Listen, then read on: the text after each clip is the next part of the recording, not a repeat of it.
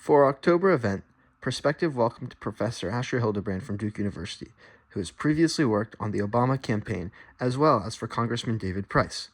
The conversation covered gerrymandering and political map making, and everything from how it's used today to the history of gerrymandering and its origins. Our guest moderator was our very own professor, Dr. Neil Oatsvall. We hope you enjoyed the conversation. Visiting Professor Asher Hildebrand from Duke. We welcome him. And Thank you. and a very young Dr. Oatsvall is moderating the discussion. So I noticed. a couple programming notes before we get started. Next month, we'll be back with another event, November 20th. We'll have two different political consultants, one Republican and one Democrat, coming to talk with Ms. Nix about the role of social media and AI in campaigning and politics. I got a very brief. Next month. We will also, one more thing, if you have trash, please clean it up. And if you move chairs, please move them back. We don't want to get in trouble with fire marshals. So that would be great. Without that, I'll turn it over to our moderator. Thank you very much. Hey, thank you, Spencer. So I think most of you know me. My name is Dr. Neil Oatsvall, and I'm very proud or privileged to have Professor Asher Hildebrand here with us. He is a professor of practice at the Sanford School of Public Policy at that university in Durham, but a very great UNC grad, so just a lovely guy. We're here to talk today about gerrymandering, and I don't know how much you follow the news or politics, but North Carolina in some ways is actually at the center of the national conversation for gerrymandering right now. So this is a really great time to be doing this. Spencer chose this perfectly, and I think we're going to do that. So let's get started. What is gerrymandering? So in 1812, there's this guy named Elbridge Gerry. He ended up being James Madison's vice president the year after that, but at this point in time, he's the governor of Massachusetts. And while he was governor, he signed into effect some very partisan voting maps. That is to say, some maps that privileged one political party over another. And when he did this, people said the districts would look like a salamander. They took his first name, Gerry, salamander. Gerrymandering is the portmanteau that came out of it.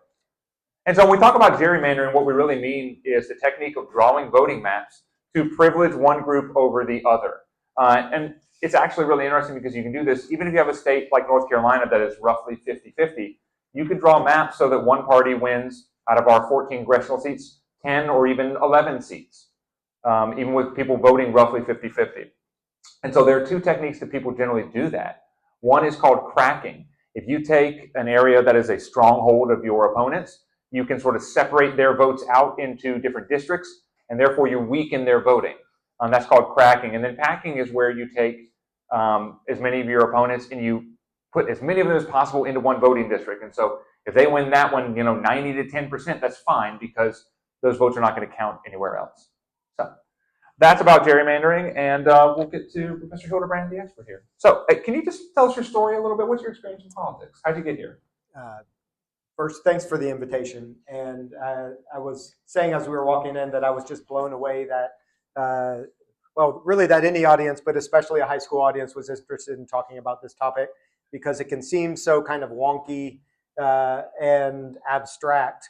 But I actually have come to see this issue of gerrymandering as one of the small number of core issues that's at the heart of representative democracy, because at the end of the day, when we think about what do our elections do, they take our votes, right? All of our votes as citizens, and they turn those votes into representatives, into seats in legislatures, into elected officials.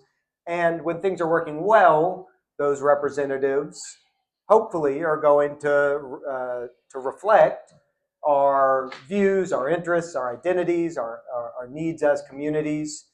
But what gerrymandering does is distorts that mechanism, right? It means that we elect representatives that don't reflect the needs, the interests, the views, the identities of their communities.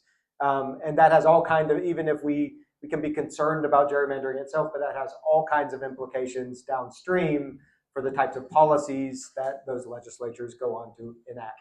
So whether you care about environmental policy, science and tech policy, education, any other policy, you can connect it back to this sort of fundamental issue. But you ask about me. Back background. I grew up born in Tennessee, but got to North Carolina as quickly as I could. Grew up in Asheville, North Carolina, and then came to this area to go to school at UNC, where we overlapped by 2 years, not knowing each other. We're both very old. Yes, just established that. From there, I'll confess, when I arrived at college, I didn't have much of a political conscience. My family was, politically active, but not. We didn't talk much about it. We didn't do much as a family, and I came to college, drifted around a bit, went to lots of basketball games, etc. And it was only after my junior year of college when this is something we were just connecting on when turned on the TV one morning and watched planes fly into the Twin Towers and watched them fall, that I really had this kind of epiphany about the connection between these policies that were being made by our leaders in faraway places and sort of everyday lives and experiences of us as Americans and as citizens. And so from there on, I sort of dove feet first into political science and public policy. And when I graduated, instead of going to law school, which is what I thought I was going to do, I went to Washington, D.C. and found my way into the office of a representative named David Price, who was until fairly recently the representative from this area. I say a lot. I was very fortunate to find my way into that office because this guy was a political scientist who literally wrote the book on Congress, right? And so imagine being in your early 20s, idealistic, excited about politics, wanting to make a difference, and then you get to work for somebody who wrote the book about it, has been teaching about it, and like everything we did was a teaching moment. It was, well, let me put this in context, or let me tell you how we could do this differently. And so that was just a really tremendous formative experience. I entered fairly cynical about politics and left more optimistic, which is the exact opposite of what I expected going to work in government. And I'm happy to tell you more about that. I did that off and on for about 15 years, which was much longer than I expected. Had some breaks here and there for grad school, had a break to work on some political campaigns, but I kept coming back. And I kept coming back because I found Congress to be this great intersection of politics, policy, and direct service to constituents, and just a great place for a first career. Eventually, though, I got, I decided I wanted to do a little more thinking and a little less doing, and so I sort of transitioned through the back door into academia, where I now teach at Duke at the Sanford School of Public Policy. That's the basic narrative arc. So reflecting on that, I mean, you said you spent about 15 years working for folks in Congress. Did you encounter gerrymandering there? Where's the first time you heard about gerrymandering? Absolutely. So I joined a congressional office in late 2003, just after the maps for the decade had been drawn in North Carolina. So it wasn't really on my radar then. But then fast forward a few years, in 2010, there was this concerted effort funded by, at this time, sort of national conservative organizations to focus on flipping state legislatures in the 2010 election, and thereby allowing for a redistricting process after the 2010 election, after the decennial census, that would be, that would allow for a great deal of gerrymandering. And so we went through that as an office, a district that was this kind of neat, square, research triangle focused district was redrawn to spread across 8 counties, ranging from Burlington in the west to East Raleigh, all the way down to Fayetteville, crossing through all kinds of different communities. It was, the Washington Post names it one of the top 5 ugliest districts in the country. And of course, that changed the way we did business. All of a sudden, instead of representing Research Triangle, we were representing, in addition to Research Triangle, farming communities in Harnett County, military communities in Cumberland County, textile or manufacturing communities in Alamance County. So it changed the way we did our business, but it also was very confusing for constituents. We would get called all the time. Hey, would Representative Price do this? And we'd say, sorry, he's not your representative anymore because of redistricting. They would refuse to hear it. They would say, yes, he is. What do you mean he can't help me? And that, to me, was the first glimpse into the real corrosive effect that gerrymandering can have on that connection between a representative and the district, right? Because it's confusing, it's bewildering, it's frustrating for voters, and it changes the way that representatives go about their business. Yeah, and just a reminder for you folks who may have forgotten this from civics. So every 10 years, the Constitution asks us to do what? A census, where we count everybody in the nation. What they do with those numbers is that they then reallocate the seats in Congress to each state. If your state gained population, you may get more. Another state that lost population, they'll lose some. And so what happens after that is every 10 years when we do the census, it takes a year or so to get that done. So usually about 2022, when the next midterm elections, or I guess it would be presidential, the next elections there, like 2 years after, that's when there are new maps because we have to redraw them because of the census. And so he's talking about this process that happened 2010. There's a shift in the state legislature, and that's why we got new maps in 2012.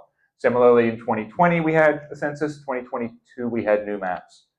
So, yeah. That's right. And then, so you talked about, what that was like. How did that situation end up getting resolved? How did you handle that? Well, at that point, I had sort of risen through the ranks into leadership in our office, and we did a lot of strategic kind of redeployment to represent this new district. So that's happening at that sort of representation level, constituency level. But at the same time, at the sort of high level of politics, you started to see, I guess just putting this in a little more context. As we just heard, gerrymandering has existed since the beginning of this country. It existed before that in England and other places. This is not a new practice. So what was different about 2010? Well, I think there are a couple of forces that made it begin to feel different at that point. One was that the technology had evolved, right? Whereas it used to be that, imagine politicians sitting in a dark room, drawing maps on the back of a napkin and saying, you have this and you have this, and we'll divide it up. And, that's not to say it was any better, but it was happening in a pretty lo-fi way, right?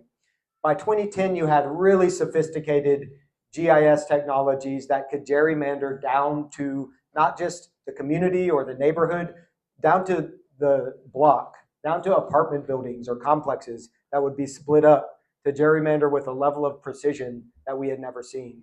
And then the other thing, I was just going to say, so he said GIS. If you've never heard of this, it's a program actually a lot of you should learn. It's Geographic Information Systems.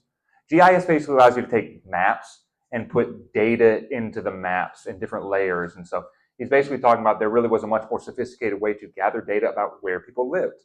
And also voting records are sort of public. And so you can, with a much greater degree of precision, he was talking about, because you have GIS, these maps, make these decisions. Sorry. No, thank you for the interjection. I shouldn't make assumptions about my audience when it comes to something like that. The other thing that had happened by now is that we had entered this era of sort of no holds barred partisan conflict, right? For a long time, gerrymandering was something that was happening, kind of done by both parties. You scratch my back, I'll scratch yours. Again, it's not to say it was good, but there was a kind of equilibrium where the party out of power knew that when it got in power, it would have its turn. And actually, you saw a lot of efforts to protect incumbents instead of maximizing partisan advantage. There was a kind of equilibrium. By 2010, we're in this era of nationalized, polarized political conflict. And so you saw this sort of maximalist approach, and you saw gerrymandering emerge as this sort of new front in national partisan conflict. And so throughout that decade, there was a lot of litigation that followed. The North Carolina maps were redrawn 3 times during that decade because of major lawsuits emanating from North Carolina and ending up in the U.S. Supreme Court. And we can talk more about those. And over time, that reduced the amount of gerrymandering in the maps leading up until 2020. I'm sure we'll get to the current moment in a second. A lot of that progress that was made is out the window now, though. Yeah, and so y'all are a bit young. A reminder, so Barack Obama is elected in 2008. This feels like a very progressive moment, but there's a conservative backlash, particularly people who call themselves the Tea Party. And so if Obama was elected in 2008, he was inaugurated January 2009. Really by the middle and late 2009, I would say the Tea Party was pretty strong. So then 2010, they had really galvanized. They had enough time to organize. 2010 elections is when there is this real conservative pushback that comes to Obama's policies. So That's right. Yeah, so that's the past. Talk about now. Where do you see gerrymandering happening in the United States? So just to, it can get pretty head spinning. So I'm going to try to make this as straightforward as possible, right? So we have the 2020 census. And again, this is one of those weird things that the Constitution actually mentions by name, that there must be a census, right? So we do the census. We have what you might call the normal round of decennial redistricting. Gerrymandering is happening. It's happening by both parties, right? In fact, the 2020, post-2020 redistricting produces a national outcome that is much more balanced along partisan lines than the post-2010 redistricting. Now, that's not because Democrats and Republicans decided they no longer like gerrymandering. It's in fact because a lot of these Democratic states were now also aggressively gerrymandering, and they kind of fought to a draw after 2020. There have been state level. So the other thing that's happened by now is that the federal courts are largely out of the business of policing partisan gerrymandering. For a long time, there was hope that there might be some federal standard, but because of one of those Supreme Court cases I mentioned coming out of North Carolina that was decided in 2018, the Supreme Court said, we're not going to police this. This is up to the states. So now you have an environment where gerrymandering is happening, but it's really up to each state to decide how much it's going to gerrymander. And that varies by state based on who's drawing the maps, right? In most states, including North Carolina, you have the state legislature doing it. But in some states, they've adopted independent commissions or other methods of drawing maps that kind of restrain the partisanship in the process. And so that's going on.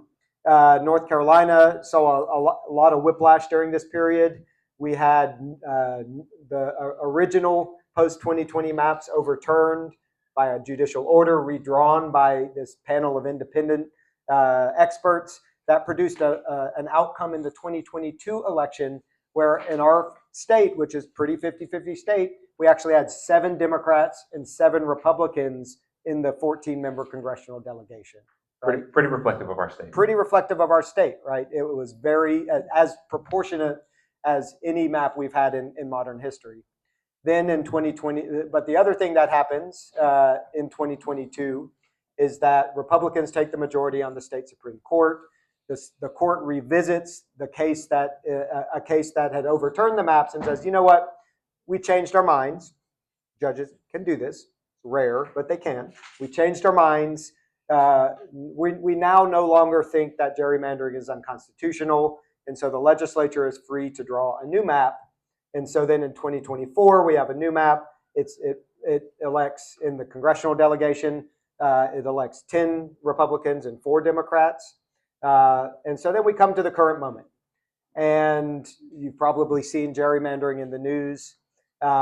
What's unique about the current moment is that we haven't had in a long, long time, if ever, as many states around the country gerrymandering in the middle of the decade. Again, not because of a census, not after a census, but in the middle of the decade. And there's probably plenty of blame to go around here. But I think the most fair and accurate version of the story starts with the President of the United States, Donald Trump, who said he wanted Texas and other Republican states to gerrymander to protect the Republican majority in the House of Representatives, which Texas did, drew a new map that resulted in 5, will likely result in 5 additional Republican seats.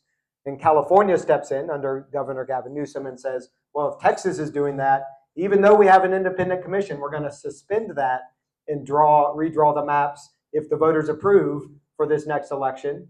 Then you had Missouri step in. There's talk in Indiana, Virginia, Florida, other states. And in all of that happening around the country, this kind of race to the bottom in partisan gerrymandering, North Carolina says, well, even though we just did this last year, we're going to do it again because we think we can get 1 more Republican seat. And that's not my characterization, right? That is explicitly what they say when they do it, is we are doing this to produce one more Republican seat in the House of Representatives. And so those maps have now been enacted by the legislature. Our governor does not have a veto power over them.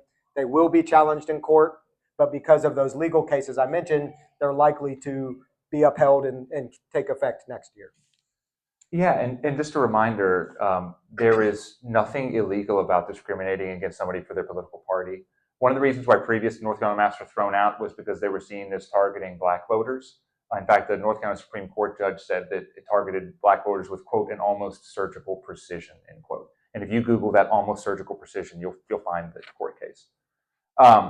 But there is nothing illegal about discriminating against people based on their party. And just to remind you that this is a national story. So North Carolina, Professor Hildebrand said in 2020, 2022, our maps had 7 Republicans and 7 Democrats, right?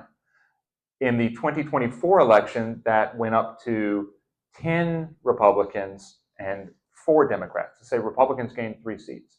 And right now, Republicans hold a majority in the House of Representatives. It was at least in the election. I don't know what the special election is. It was 220 to 215. It's about 5 seats, yeah. Yeah, give or take. And so if it's a 5-seat difference, if Democrats lost 3 seats, you can sort of do the math.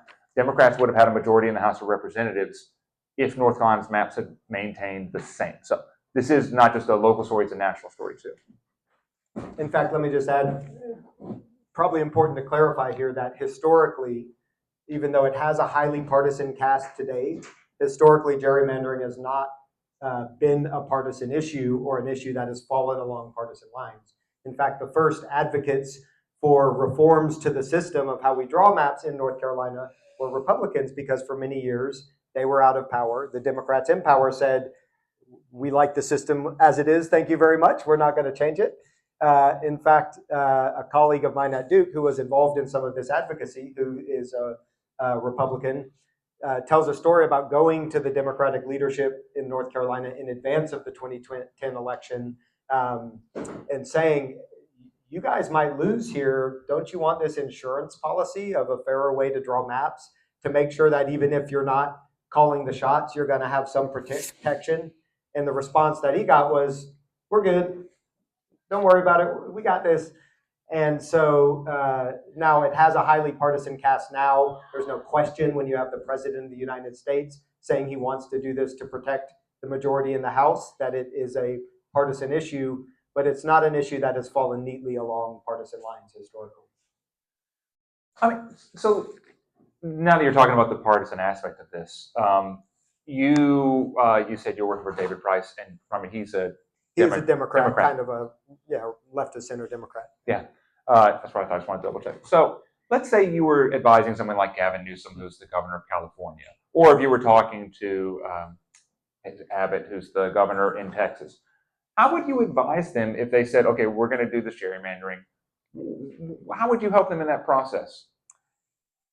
Or not help them because you think it's not a good thing? It's a really tough question for me, because for a long time, because of my experience in politics, I have been an advocate for fairer ways to draw these maps, right? Whether that's an independent commission or adopting a very strict set of criteria that the legislature must use to try to restrain this kind of discrimination, to try to make sure that the map that is enacted fairly reflects the state that it is enacted for, or the district that is enacted for. And so to see now red and blue states rushing to maximize partisan advantage through gerrymandering is like a gut punch for someone like me who's been talking about it for a long time. But the way I like to answer this question is that you think about the optimal outcome, in my view, being that we have a different set of rules that both parties play by. And again, that could be independent commissions, that could be strict criteria. There are many different models that are out there for how we do this in a fairer way, right? In a way that's not just based on who's in power. And the ideal is that both parties are playing by that set of rules. The worst case scenario, in my view, is one party playing by that set of rules and one party playing by their own set of rules, by maximizing partisan advantage. And so if I'm advising Gavin Newsom right now, what I'm saying is we wish we were up here, right? We wish we were in that world where we have a fairer system. But if the other party is going to be doing it this way, going to be taking the gloves off, then you better take the gloves off too, because if you don't, we're going to be down here in that even worse place. And that's like a hard moral compromise for me to make, because I believe there should be a fairer way. But again, you can't have a system where the two parties are playing by totally separate sets of rules. Yeah, and you're sort of talking about how do we maximize fairness on like a local level versus maximize it on a national level, and which is more important to you. It's tough. Okay, so you talked about an independent set of rules. Would like a law with rules about gerrymandering, would that be the best way to stop this? What would, if you could have any solution you wanted, what would be the solution to stop gerrymandering? Yeah, so I mean, this is where I think it's important to point out that because this has been a feature of every election in the United States for our entire history. In fact, often the story starts with Elbridge Gerry, but there was in the very first Congress, the election for the very first Congress, Patrick Henry in Virginia tried to gerrymander James Madison out of his congressional seat to prevent him from getting the Constitution ratified, right? So this goes back to the very first Congress. And because it's got such a long and sort of ignominious history, it's easy for us to sort of throw up our hands and say it's always been this way. It's an immutable fact of politics. There's nothing we can do about it. But the truth is that since about the 1960s or so, we've seen an extraordinary period of progress toward different models of drawing political districts that are fairer or that prioritize other criteria above partisan advantage. And that started with a series of Supreme Court rulings up until the 1960s. There was actually a lot of gerrymandering done based on population. So imagine you have two state legislative districts in Tennessee, and one of them has 100,000 people, and the other one has 500,000 people. That means that each of those voters in the 100,000 person district has 5 times the political power as each of those voters in the 500,000 person district. That's actually what happened in Tennessee. It went all the way to the Supreme Court, and the Supreme Court said, you know what, we have to have equal numbers of people in our districts, a principle called one person, one vote, which is still in effect today. But since then, we've seen first the Voting Rights Act enacted and a lot of progress toward restraining gerrymandering on racial grounds. That was 1965. That was in 1965, and then through subsequent amendments and litigation, really beginning in the early 80s, out of, you guessed it, another Supreme Court case out of North Carolina, there's been actual method for determining when, for enforcing the Voting Rights Act prohibition against discrimination on race. But then you've also had a lot of states experimenting with different models of restraining gerrymandering based on partisanship. And that has happened in red and blue states alike. It has happened through court cases, but also through legislatures, and in many cases through citizens' initiatives. And if you look around the country right now, what are the states who are doing this in the kind of ideal way, in a way that really separates it from partisan power and puts it in the hands of people who don't have a conflict of interest, right? That's states like Colorado, Michigan, California until now, that have adopted independent commissions through citizens' initiatives, right? Where voters actually say, we're going to put this straight on the ballot and we're going to bypass the politicians altogether. And every time it goes on the ballot, just about, voters say we want to end this practice, right? Now, important caveat here, because anybody know if we have citizens' initiatives in North Carolina? I see heads shaking, and you're right, we don't. There is no citizens' initiative process in North Carolina. And so really the only way, there is a process by which measures can get on the ballot, but that process goes through the legislature. And so the only way in this state that we could really change the system would be through the legislature. The legislature has, in recent rounds of redistricting, adopted criteria that have been at times important steps toward a fairer process. So if you look at that, like the redistricting that happened, I think it was 2019 after one of those court cases, the legislature actually said, we're going to have a totally open and transparent process. Citizens can come in the room. They can help us draw the maps. They can watch us do it. We're not using partisan criteria. We're not using racial criteria. Here are the criteria we're using. And whether or not that was in good faith, those are still important steps toward a better process. But because they were not codified in law, then we fast forward 2 years or 4 years, those are out the window. And so in states like North Carolina, you really need a law or a constitutional amendment to change the way that it's done. Yeah, and well, Is that if you need it? I don't know. I was just going to say, and just a reminder that we don't actually have a lot of really national elections in the United States. We have a bunch of state elections. So when he's talking about how to fix it, he says North Carolina, we need a state law if we don't have some sort of national amendment to the Constitution, which would be quite difficult. Well, that's right. And the Constitution says, probably the most, one of the most sort of consequential decisions made in the Constitution is to defer the times, place, and manner of elections to the states, right? And they were very open at the time, the constitutional framers, that this was basically a punt, a massive punt. We can't figure this out. They debated the idea of an affirmative right to vote, for example, but because of slavery and other reasons, they couldn't arrive at consensus on how to run elections. And so they said, we're going to leave this to the states. So in voting rights, in gerrymandering, and so many other things, that decision has had just immense consequences over time. But it also says Congress could at any time pass a national law on elections. Congress could pass a law to end partisan gerrymandering. And there are proposals in the current Congress to do that. But because of the partisan nature of the conflict, those proposals stand very little chance. Thank you. We have a little bit of time for questions. Maybe take a few of them. Please, and if you can share your name when you ask a question, that'd be great. Yeah. Hi, I'm James. Hi, James. When you're doing research, trying to figure out how unfair a district is or how it was constructed, how are you accounting for when voters switch across party lines? Mm-hmm. What are you? Yeah, so that's a great question. And I didn't mention this, but in the last 15 years, one of the other things that gives me actually a lot of hope is that there's been some amazing scholarship on gerrymandering.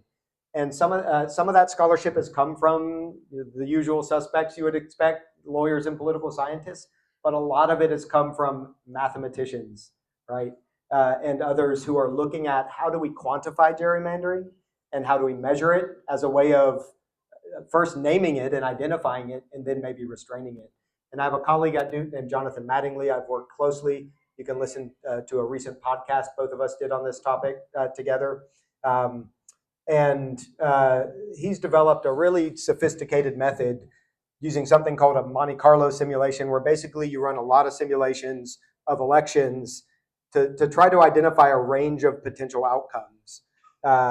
And you say, okay, well, basically what he can prove is to say, like, what would this map that has been drawn by a legislature fall within the normal range of expected outcomes if it were not gerrymandered, right? If partisan advantage were not a consideration. And he can speak in a more sophisticated way than I can about this. I'm not a mathematician, but you can control for so many different things, right? So we will control for geography, control for race, we'll control for a lot of things and actually show that, like, if it falls outside of that range, the chances that it was gerrymandered for partisan advantage are very, very high. So there are some pretty sophisticated ways of doing that right now. I'm not involved directly in that research, but if you're interested in learning more, he's got a lot online, Professor Mattingly, and there are others around the country doing, there are 6 or 7 or 8 methods that are similar to that can also be used to sort of capture it. Thank you. Sure. Yes. Well, hey, I'm Eliza. Hi, Eliza. My question is, how do politicians think that justify or rationalize gerrymandering besides the fact that, like, the other party is doing it? Yeah, no, it's a great question because probably everybody in this room would agree intuitively with the idea that voters should pick their politicians and politicians shouldn't be picking their voters. I would say probably most politicians I've met also agree intuitively with that. And yet you have this very clear conflict of interest where once they are in power or even in office, right, the incentive to change the way that they were elected, to mess around with the district that elected them, or to remove from their hands the power to draw those districts in the future, you can see very clearly where the conflict is. I would say that that the way I laid it out earlier, we've got this ideal where we have a fairer system. We've got the worst case scenario where the parties are playing by different rules. And then we've got sort of the middle ground where the second least bad option, I guess, is where they're all gerrymandering. I would say a lot of the elected officials I know, even those who are actually quite strong advocates for against gerrymandering, for gerrymandering reforms, would probably agree with that kind of statement. I think, but I think there's also I hear a lot of what I would consider kind of bad faith arguments saying, well, the other side's always done it, now it's our turn, or this is just how we do politics in this country. It doesn't have to be how we do politics in this country. There are plenty of examples where it's not how we do it, plenty of examples in other countries where it's not how we do it. And so that's not an exactly satisfactory answer, but I think it's pretty accurate from the ones I've talked to. Yeah. I'm a kid. Do you think that this may be like a stretch? That laws on gerrymandering that they needs to advising So has the sort of increasing emphasis on this in the courts contributed to the rising partisanship? I mean, yes, insofar as the Supreme Court itself has become increasingly I was about to say maybe it's politicized, right? So I'm not sure which direction the causality is there. I do think that there's a much higher public awareness of it now than there was 20 years ago, and part of that is because of these high-profile Supreme Court cases. But it's probably important to point out here too that until pretty recently, I could not have predicted how the Supreme Court would rule on some of these cases. In fact, there were 2 cases in the last decade on racial gerrymandering where maps were overturned, including in North Carolina, and where you had the conservative justices voting with the liberal justices to overturn those maps. And even on the partisan gerrymandering case I mentioned, the one in 2018, there was a swing justice, Justice Kennedy, who many saw as opposed to gerrymandering, and he retired right before that case was heard. He retired at the end of the previous term.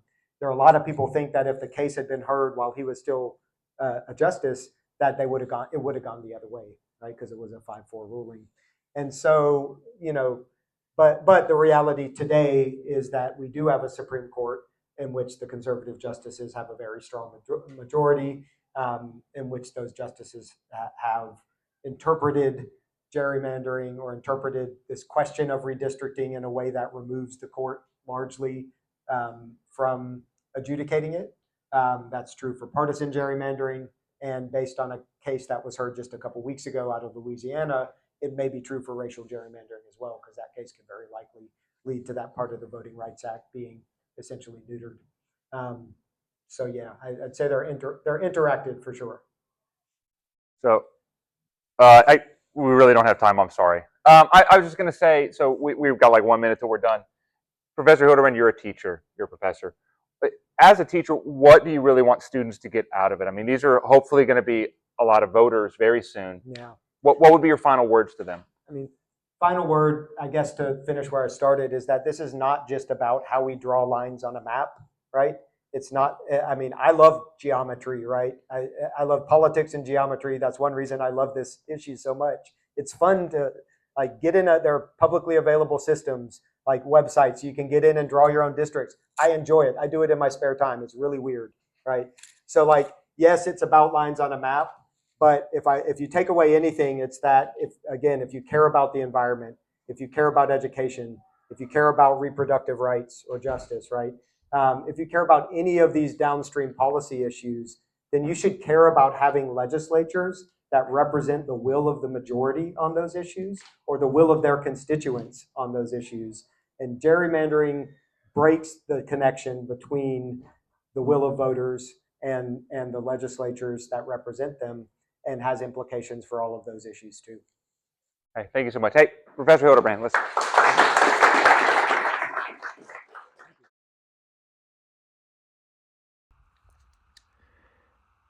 We hope you enjoyed our first episode of the 2025-2026 school year. A big thanks to Professor Asher Hildebrand from Duke and our own moderator, Dr. Neil Oatsvall, for making the time to speak with us today. A reminder that Purple State Politics, our student opinion Substack page, is live on the Perspective Substack page. Starting in 2026, applications will go out for statewide writers, and we hope you're interested and will apply to become a writer. The podcast is produced by Stanley Tirtara-Harja. Our photographer is Kyle Sundquist. Our event manager is Colton Hankins. Our executive vice president of Perspective Events is James Bueller. The president of Perspective is Spencer Bluth. Our staff sponsors are Elizabeth Godwin and Dr. Neil Oatsvall. Special thanks to Angelina Sulison and our Purple State Politics Director, Hugh Feder-Clark, for all of their help and support.